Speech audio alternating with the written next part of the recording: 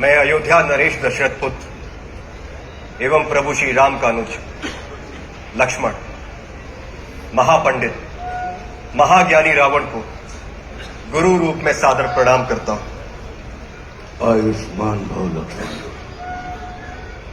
कहो, अपने जीवन की इस अंतिम लीला में मैं तुम्हारे किस हित की पूर्ति कर सकता हूं?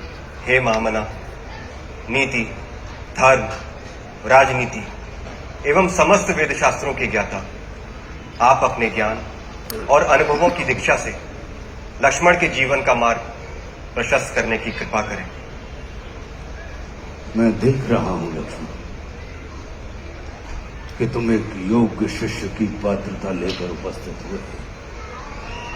अस्तु, मैं अपने जीवन के कुछ अनुभव तुमसे अवश्य साझा करूंगा।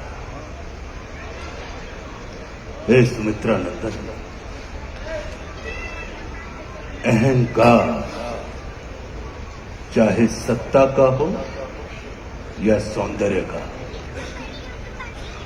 शक्ति का हो या भक्ति का,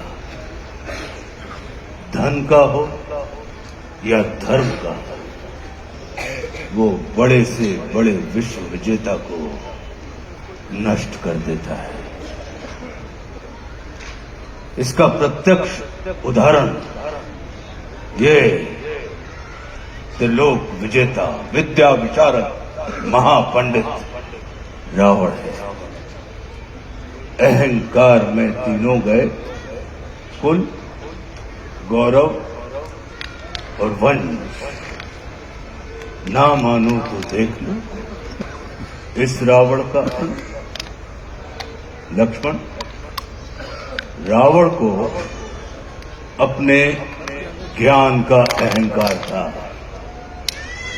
और तुम्हारे भाई राम को अहंकार का ज्ञान था। लक्ष्मण, जीवन में सफल होने के लिए शत्रु दृष्टि और मित्र दृष्टि का भेद आना अनिवार्य है।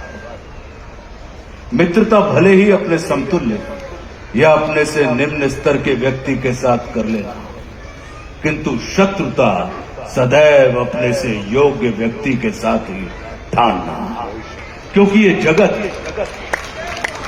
हमारे व्यक्तित्व का आकलन हमारे मित्रों को देखकर नहीं, हमारे शत्रुओं को देखकर लगाता है। जितना बड़ा और गरिमापूर्ण हमारा शत्रु होता है, उतने ही बड़े और गरिमापूर्ण की ख्याति को हम प्राप्त होते हैं। देखो ना, इस जगत ने जो कुछ राम से जुड़कर प्राप्त नहीं किया, उसे रावण ने राम से लड़कर प्राप्त कर लिया। लक्ष्मण, वे हमारे शत्रु ही होते हैं जो हमारे अंदर सुप्त पड़ी हुई ऊर्जा को जागृत करने का कार्य करते हैं। हमारा शत्रु ही होता है जो हमें असुरक्षा से निकालकर सुरक्षा में जाने की प्रेरणा देता है। वो हमारा शत्रु ही होता है जो हमें अपने सीमित वृत्त से निकालकर अपने वृत्त को असीमित करने की प्रेरणा देता है। इसलिए शत्रु तिरस्कार का नहीं, नमस्कार का पात्र होता है। कभी अपने शत्रु को नमस्कार करके देखना, वो तुम्हारा परिष्कार कर देगा। लक्ष्मण, जैसे शरीर को संचालित करने वाला मस्तिष्क आकार में शरीर से बड़ा नहीं होता, गज को संचालित करने वाला अंकुश आकार में गज से बड़ा नहीं होता, वैसे ही व्यवस्था को संचालित करने वाले व्यवस्थापक को कभी भी व्यवस्था से बड़ा नहीं होना चाहिए।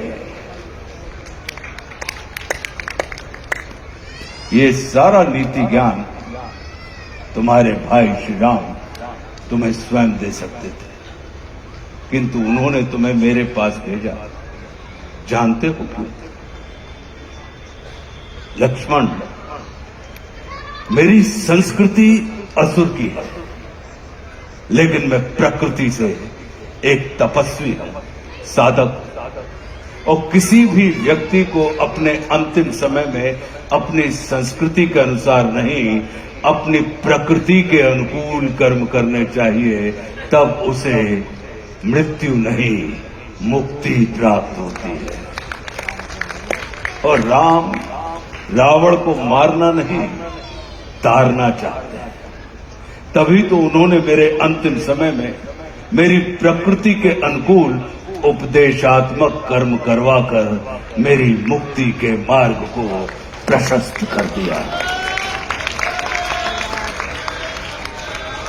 आने वाले समय में ये जगत कहेगा कि त्रिलोक विजेता, विद्या विशारद, महापंडित रावण की पराजय का एकमात्र कारण है कि उसके पास लक्ष्मण जैसा भाई नहीं था। लेकिन इस जगत को ये स्मरण रखना चाहिए कि लक्ष्मण जैसा भाई प्राप्त करने के लिए व्यक्ति को रावण नहीं, स्वयं राम बनना पड़ता है।